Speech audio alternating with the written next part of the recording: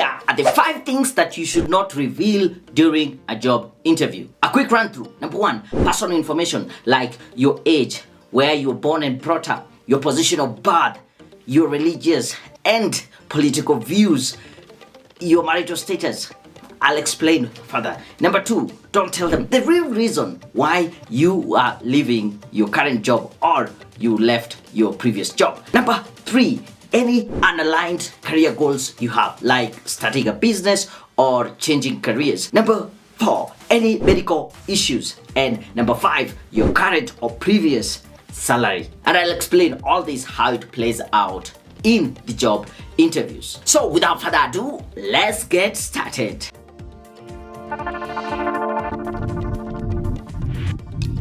Now, some of this information, when you share, they create a bias and they work to your disadvantage. Let's start with the first thing, giving too much personal information.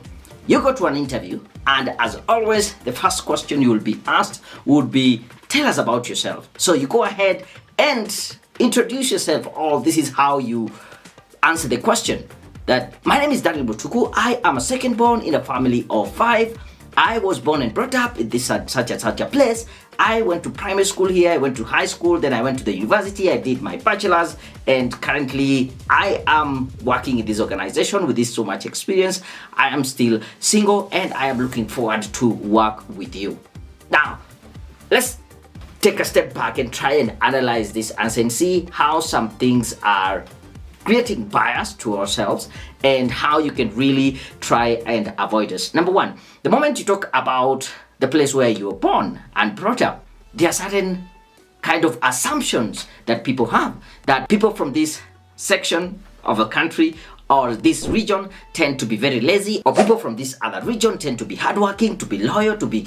So you're already giving people some ideas or some bias about yourself. If you say, I was a firstborn, sometimes the assumption is firstborns are very responsible. If you say you're a lastborn, they might say, oh, this is someone who's not very responsible. They were actually spoon-fed, or they were just babied all the way, and their bigger brothers and sisters used to take care of them, and they are not as responsible as if someone says they are a firstborn. And that does not necessarily need to be true. When you talk about your age, there's the idea of sometimes someone is too young or too old, or will they be capable to do this responsibility?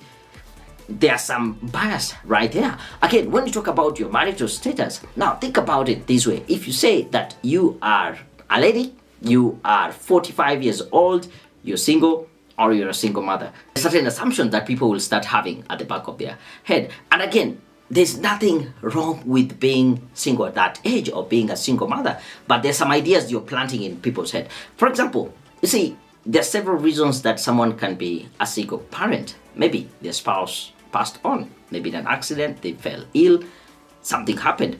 Sometimes it is someone got unplanned pregnancy and the gentleman who was supposed to take responsibility decided to take off. Or it might be someone was actually having a family, then their spouse, they had some disagreement and they decided to separate or to divorce. Sometimes, actually, there are some ladies who say, I just need a child, I don't need a man in my life, and that is their choice. So who am I to decide which one is right, which one is wrong, which one is more morally accepted and which one is not? So the interviewers, based on how they were born and brought up, will have different kind of assumptions in their head. Instead of giving out this information and just creating bias and confusion about you and your capability of doing this work, don't go there. I've done another video on how you need to introduce yourself right here, and actually another detailed video on how to answer tell us about yourself, which is here, and it follows 4 main steps. Tell them your name, your qualification, your experience, and number 4, how your experience and qualification fit to this job.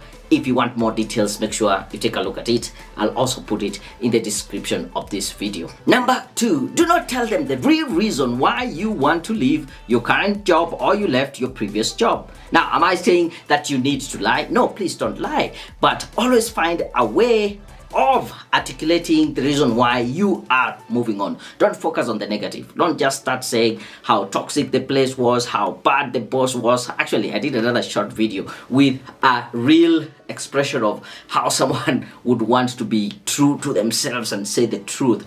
And this is how it would have played out. Tell me, why are you leaving your job? Ooh, that is quite a toxic work environment. The boss, he is so insecure. He's a micromanager. He is just projecting his insecurity on everyone else. And don't even let me start talking about the pay. They're paying us peanuts, and the working hours are just crazy. I wish I could just say that, but this is what I say. I am looking for an opportunity to advance and grow my career, and at the same time develop my skills. Feeling that I have plateaued in my current role, I am looking for a new challenge that will utilize my full potential as I have an impact on the company's projects and initiatives. So what I am saying is that you really need to think ahead and say, yes, I'm living here. It might have not been the best, but I am looking forward to this kind of situation. So you're looking forward rather than looking back, and don't talk bad about your previous employer or your current employer, because they will be evaluating you based on that. Like, when you want to leave us, is that the same thing that you'll be talking about us? Number 3, do not share any unaligned career goals that you might have. If you are planning, the truth is that you're planning to start your own business in the future. If you are thinking about changing your career from your current career line to something else, then it is not the right place for you to just say it in the interview, because they will feel as if you will not be with them over the long haul. And as you know, currently people are changing jobs like on average about 3 to 5 years. So I don't know why the recruiters need to judge you based on your 5 years career plan. Probably you might not be with them 5 years down the road, and it doesn't mean that it's a bad